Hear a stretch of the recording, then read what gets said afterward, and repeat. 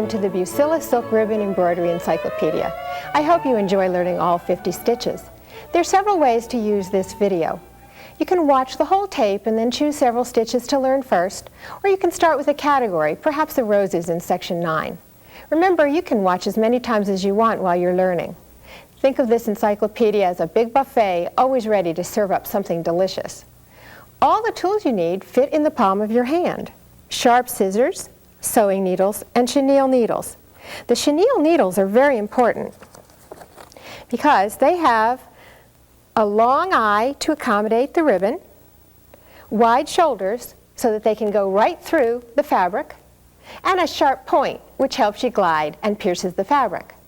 A fade-out pin is a good idea for making temporary guidelines, and there are some people who prefer working with a hoop, with some stretcher bars or a frame, so try it and see which way works best for you.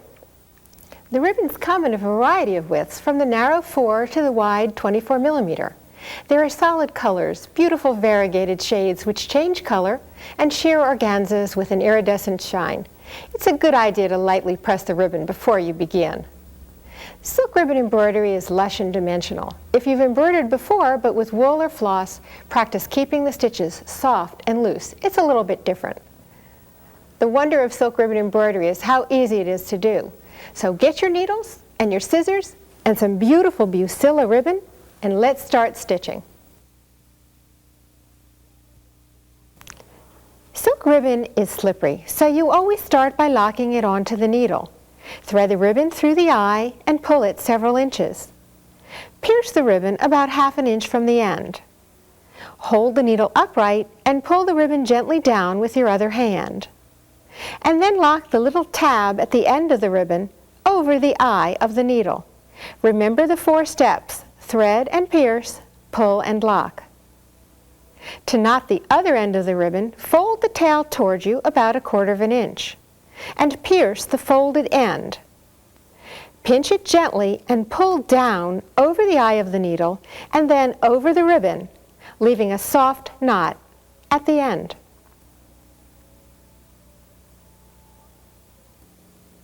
To tie off the ribbon, when you need to add more or change colors, bring your needle to the back and make a knot.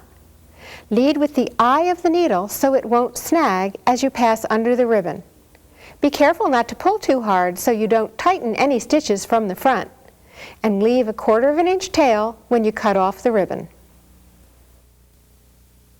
The Japanese ribbon stitch is a very versatile stitch. It can be long or short, narrow or wide, raised or smooth, ending in a curl or a point. With the ribbon up through the fabric, smooth it in the direction of the stitch. Turn the needle upright and pierce the ribbon right in the middle. As you pull the ribbon through itself, hold it smooth and let it curl around your finger. To control the point of the stitch, beginners need to turn the fabric over to pinch the ribbon between thumb and forefinger. Then return to the surface and watch the end turn inward. You will be able to do this by feel after you've practiced.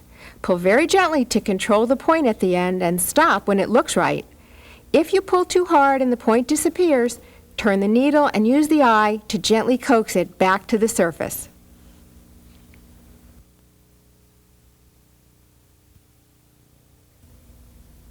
Smooth the ribbon in the direction of the stitch. Push the ribbon with your finger to bring it off the surface of the fabric. Keep the ribbon raised while you complete the end of the stitch, forming a point or a curl.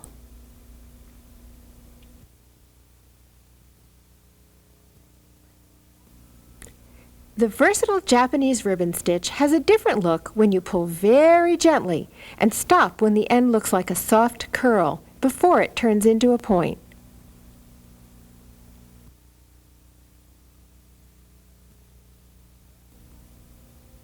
To end a Japanese ribbon stitch so it slants to the side, pierce the ribbon off-center before completing the point at the end.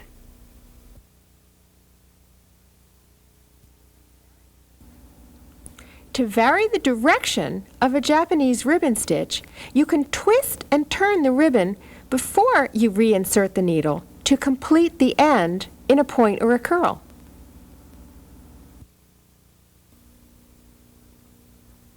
Ribbon embroidery includes a variety of stitches which involve wrapping ribbon around the needle. Use these knot stitches for creating flower petals and centers, flower clusters, small buds, grapes, little leaves, and more. With the ribbon up through the fabric, turn the needle parallel to the fabric and wind the ribbon away from you and back toward you around the needle once. Then turn the needle upright and insert the point back into the fabric, very close to where you came up. Hold the ribbon tail while you pull the needle to the back of the fabric, leaving the knot soft and lush. Don't pull too tight. For a larger knot, wind the ribbon around the needle 2 or more times.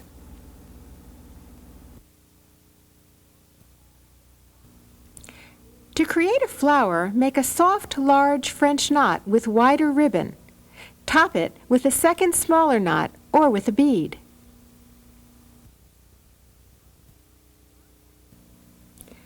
Wind the ribbon around the needle, over the eye and under the point to make a figure 8. Turn the needle upright, insert the point of the needle back into the fabric, and pull the ribbon through.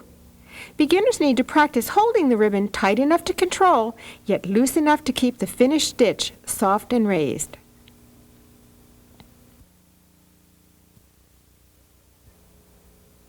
Make a straight stitch and scoop back up at its starting point, leaving a soft loop of ribbon on the surface. Wind the ribbon round and round the needle tip several times. When you push the needle back down at the end, you'll be pulling to adjust the ribbon across the stitch. Then insert the needle back into the fabric and adjust the ribbon again if necessary.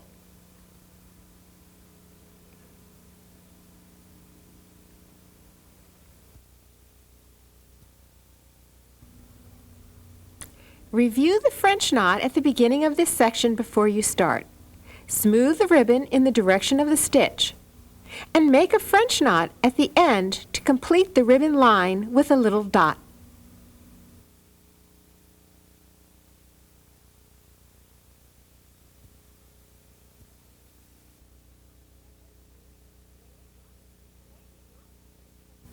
The Lazy Daisy stitch has lots of variations and possibilities. The differences are created by changing the end of the stitch.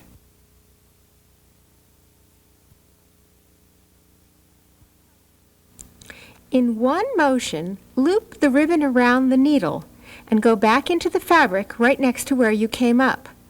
Bring the point of the needle up in the ribbon loop. It's a scooping motion like sewing with thread. Pull the ribbon so it forms a smooth ring, pointed at one end and rounded at the other. Secure the top of the loop by making a small, straight stitch. If the ribbon has twisted while you were pulling, you can use the eye of the needle to loosen the loop, smooth the ribbon, and pull again.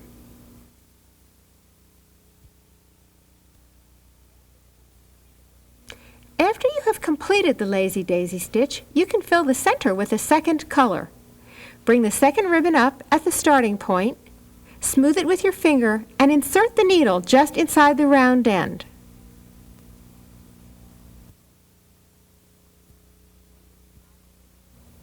Make an exotic leaf or petal by ending the Lazy Daisy stitch with a bullion knot at its tip. The bullion knot is in section 2 of the video if you need to review it.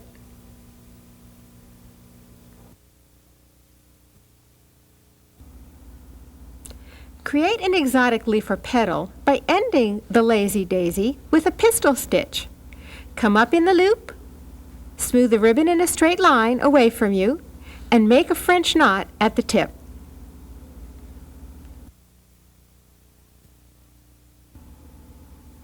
You can make a lush and rounded stitch by securing the end of the Lazy Daisy stitch with a French knot.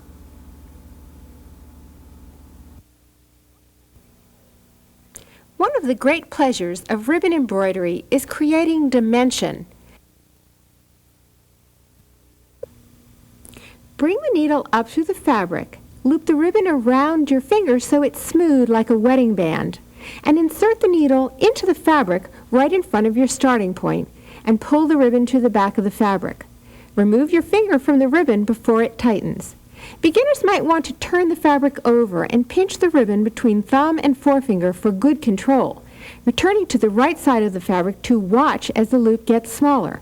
Stop pulling when it's the size you want, and make sure to hold the loop you have just completed each time you begin the next loop. If you pulled too hard and the loop got too small, don't worry. Turn the needle and use the eye to gently bring ribbon back into the loop.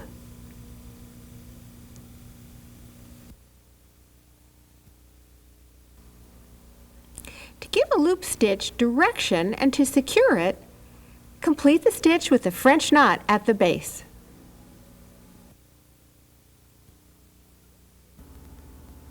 A loop stitch can appear to swirl by twisting the ribbon before completing the stitch. I wonder if this stitch was invented by someone who was making a smooth loop, got it twisted, liked the way it looked, and kept it swirled.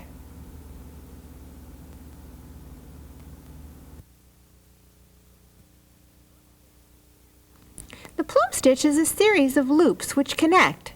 Mark the fabric with a fade-out pen if you need a temporary guideline, and start at the end of the line working toward you. Finish the first loop stitch and come up in its base. Loop the ribbon over your finger and make a second loop, and then a third, and then a fourth.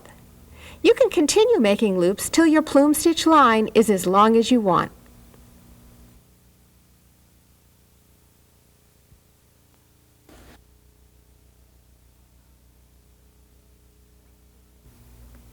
Straight stitches give ribbon embroidery all kinds of exciting options. Wide ribbon, narrow ribbon, short stitches, long stitches. This is a fun section.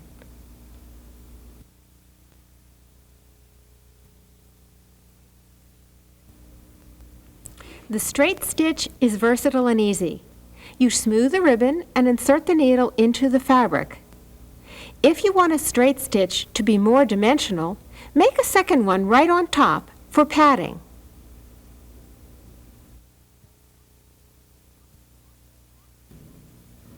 The satin stitch is a series of straight stitches side by side to fill a shape. You can use a fade-out pen to draw temporary guidelines. Bring the needle up through the fabric at one side of the shape and smooth it across the shape, inserting the needle into the fabric at the other side. Keeping the ribbon smooth and the stitches parallel to each other, repeat the straight stitches till you fill your shape.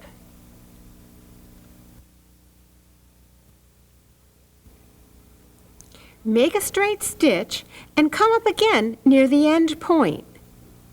Turn your needle to use the eye as a tool to guide the ribbon so the sharp point won't catch or snag. Wind the ribbon several times around the stitch. 3 trips is usually enough.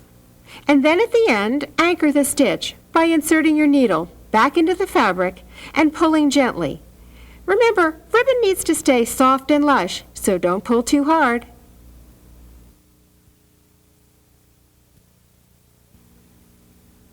To make the whip stitch curve into a crescent, begin with a straight stitch and come up again near the end point. Turn the needle to use the eye to guide the ribbon and wind the ribbon around several times, wrapping from one end to the other, pulling as you wind to form that curve. The curved whip stitch needs more ribbon wraps than the whip stitch to pad or pack it full enough to bend. End the stitch by inserting the needle into the fabric.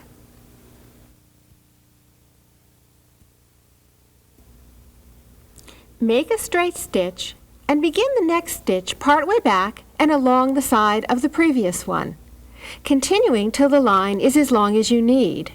The stem stitch earned its name because it is so often used for stems or branches, but it looks equally beautiful as outlines of any kind.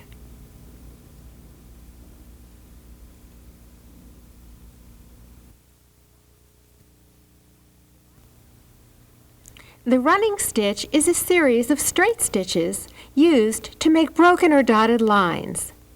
Keep the length of each stitch and the distance between them even, and allow the ribbon to stay soft and slightly puffy.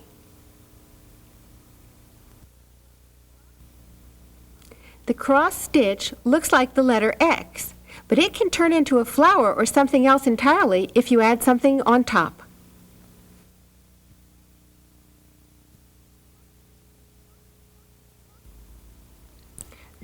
stitch is made of 2 straight stitches at an angle, one over the other like the letter X. When you make a series of cross stitches, overlap the stitches in the same direction each time.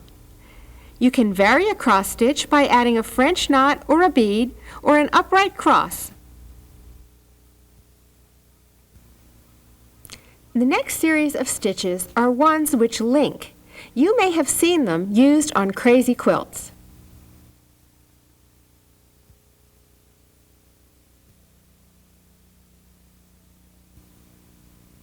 The chain stitch is a series of lazy daisy stitches that connect. Begin each stitch inside the loop of the previous stitch. End the line by securing the very last loop with a small straight stitch, the same way as you end a lazy daisy.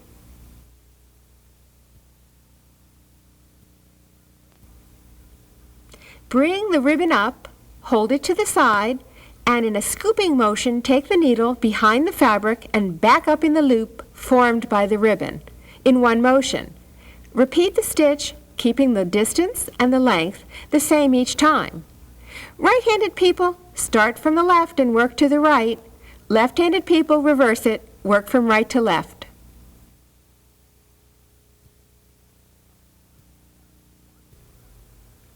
Work the feather stitch toward you. Insert the needle to the left of the starting point and in a single scooping motion bring the point up into the open loop which looks like the letter U or V. Make another stitch, this time inserting the needle to the right of the starting point, and repeat, alternating right and left till you have as many stitches as needed. The stitches in this section are perfect for combining wider and narrower ribbons, for combining iridescent organza with the beautiful lush silk.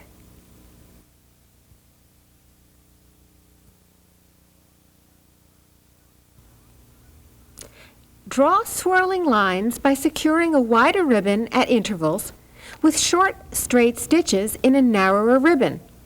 Remember, keep it dimensional and slightly puffed. Keep both ribbons soft and lush.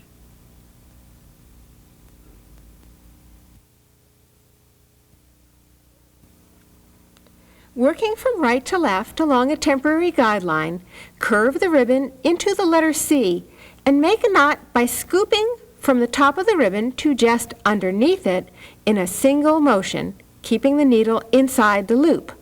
Repeat the segments till your line is complete. Keep the interval between knots even.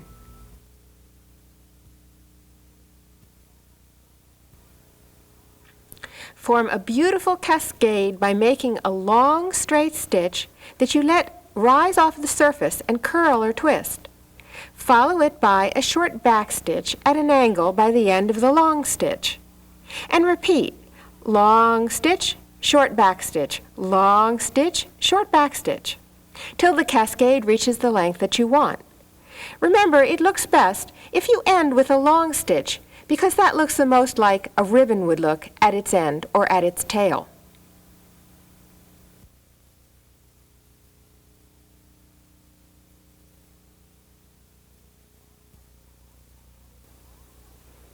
Make a long soft line by anchoring a wider ribbon at intervals with French knots in a second color.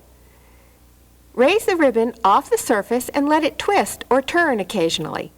You can anchor your swag with a contrasting ribbon, a matching ribbon, or even with beads.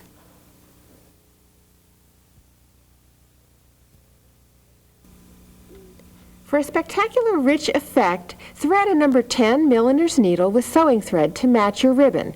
We're showing a contrast so you can see. Stitch an angled zigzag of running stitches and don't worry if they're perfectly even. Catch the edge of the ribbon each time you change angle. After 2 or 3 inches, use the sewing thread to gather the ribbon and adjust the gathers as you go. Continue to stitch zigzag lines, gathering and adjusting. For a very long ruched ribbon, sew it right onto your project every few inches to keep it from twisting.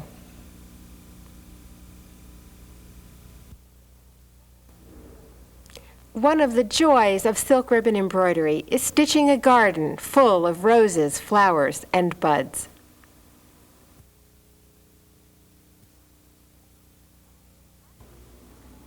The spiderweb rose is a popular and easy stitch. Draw a circle with 5 evenly spaced lines in a fade-out pen for a temporary guide. Stitch each line with doubled sewing thread, keeping the spokes taut and firm. Start with the ribbon up at the center point, and remaining on the surface of the fabric, weave it over and under the spokes, alternating as you go round and round. Let your ribbon twist for lush petals. The motion is over, under, gently pull. Over, under, gently pull. As the spokes get full, push the previously made petal aside to find the spoke that's hiding. Complete your rows by inserting the needle through to the back of the fabric to make a final petal, and remember to stay soft and loose. If you make a mistake and go under twice or over twice, don't worry. It'll self-correct the next time you go round, and you'll have a beautiful rose in just a few seconds.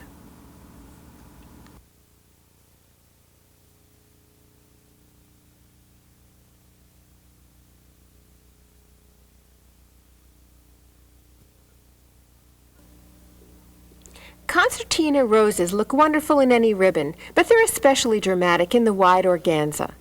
Have a threaded needle ready. Fold your ribbon in half, fold it across itself to form a right angle, and alternate folding sides over each other till it forms a small packet. Left over right, right over left, left over right, right over left. Hold the tails together and let the ribbon fall. This is going to feel very awkward at first, so practice more than once to get it right. At the end, you pull one of the tails with one hand, and with the other, pinch the bundle at the base. A rose will form. It's like magic.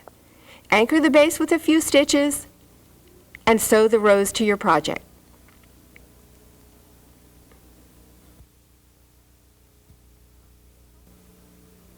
The folded rose is one of my favorite stitches. Thread a sewing needle with thread to match the ribbon. We're showing a contrast so you can see it. Fold the ribbon down towards you and then over itself to form a bud and a little handle. Make 3 or 4 running stitches along the bottom edge of the bud. Gather it and stitch at the base to secure.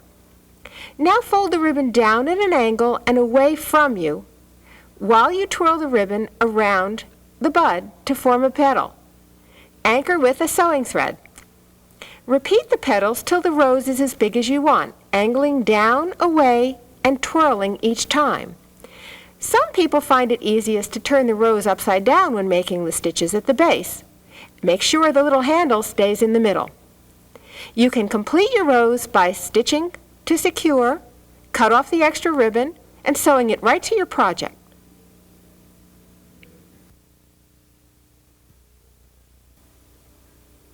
Review the curved whip stitch in section 5 before beginning.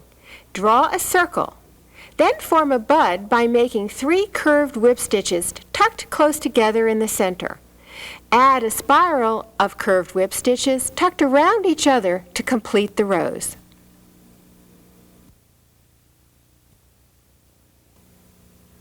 The chain stitch you learned in section 7 turns into a beautiful rose when you begin at the center and spiral outward to fill a circle.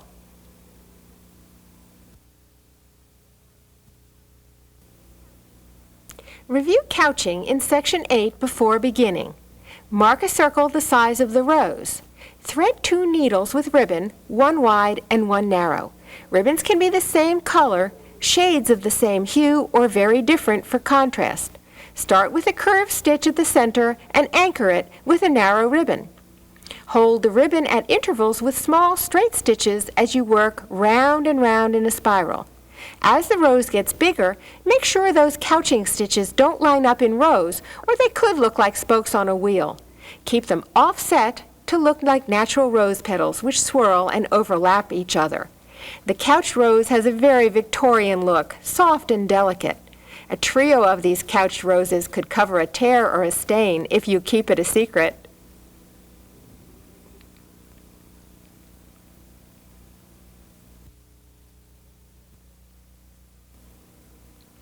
Thread a needle with sewing thread to match the ribbon.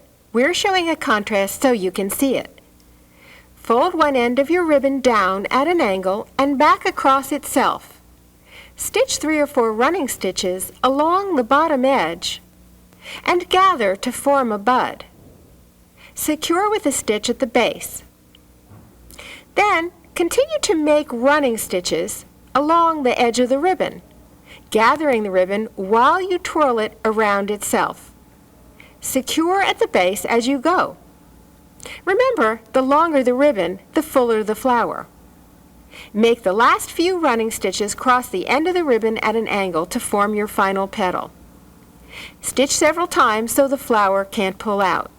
And then you can use the attached sewing thread to sew the flower right onto your project, or you can tie it off and sew it on later. When making a project with lots of rosettes, it's a good idea to make them all first and sew them on later. That way you can move them around and adjust them till they look just right. Remember, cut off the little excess ribbon tail before you sew it in place. And you can tuck the cluster together so that the raw edges are hidden.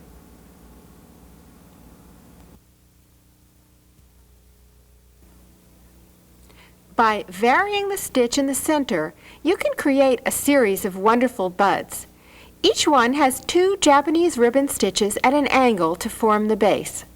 The centers are a padded straight stitch, a Japanese ribbon stitch, a French knot, and a small gathered rosette.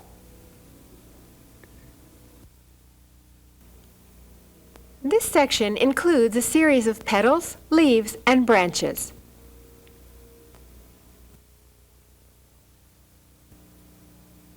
Make blunt end petals and leaves with wider ribbon like 24mm organza or 15mm silk. Fold a piece of ribbon in half and with matching sewing thread sew a running stitch across the base to gather. Gather it up and securely tie off. Then your petal is ready to sew in place on your project, or you can make several and put them aside to sew on later. Hide the gathered ends under a button or bead or a cluster of French knots.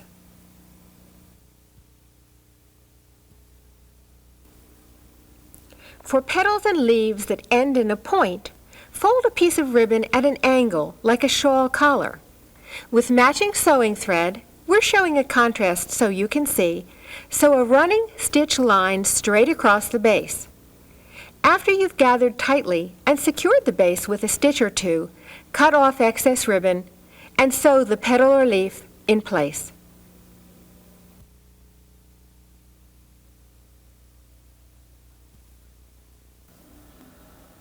The Fern stitch is used to create leaves and branches.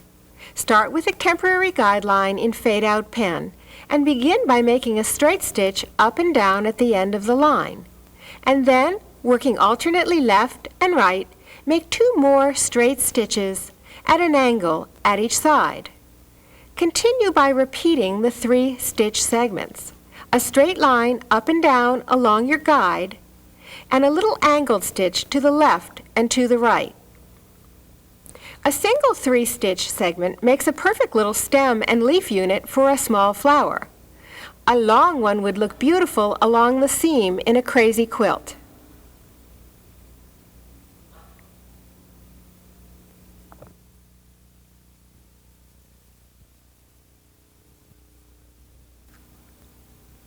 Draw a leaf shape with a line down the center for a guide. Working from the tip, make a straight stitch straight up and down. And then, starting at the right edge of the shape, make a straight stitch that ends just beyond the center line. You'll then begin to alternate sides. Bring your needle up at the left edge and make another straight stitch which ends beyond the center line and overlaps the end of the previous stitch. Alternate sides until the shape is filled. One from the left, one from the right, always crossing just beyond the center line to overlap. Keep the ribbon smooth and remember to keep it at an angle for good coverage. The overlap in the middle will make the center line appear woven.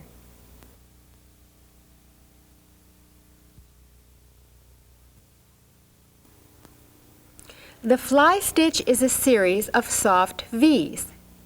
Bring the needle up through the fabric and insert it to the right, scooping up in the open loop formed by the ribbon and slightly below center. Anchor with a straight stitch. You can repeat the fly stitch to fill a shape, or you can use it to create pairs of leaves.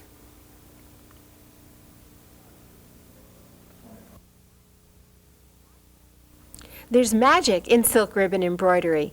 Bows and bugs and butterflies appear right before your eyes.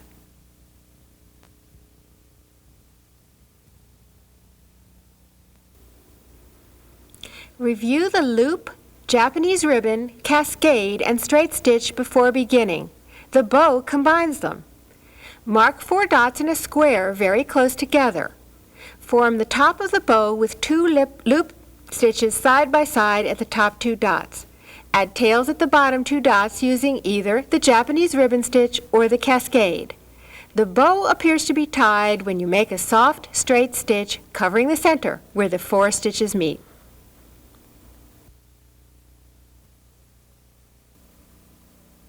Review the loop, pistil stitch, and curved whip stitch before beginning. The butterfly combines them. First, make loop stitch wings. Next, make a curved whip stitch body. Finally, add pistil stitch antennae.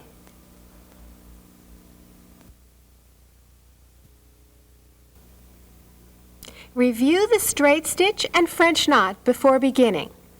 Make a padded straight stitch body. Add straight stitches to divide the wings and make legs. French knots are used where dots appear on the bug and for eyes. Wouldn't these be fun crawling up a pair of jeans?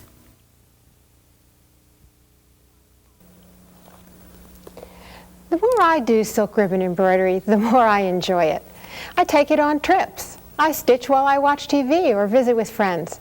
When I first started, I was really worried about making mistakes, but then I realized that there weren't any mistakes, just differences. I looked at my garden and all of the leaves and blossoms looked different. My friends all looked different, and I came to realize that my embroidery was more alive when I celebrated the differences and even the imperfections in the stitches. I hope you have many years of pleasure using the 50 stitches in this video. Bucilla will always keep you supplied with wonderful products for your projects.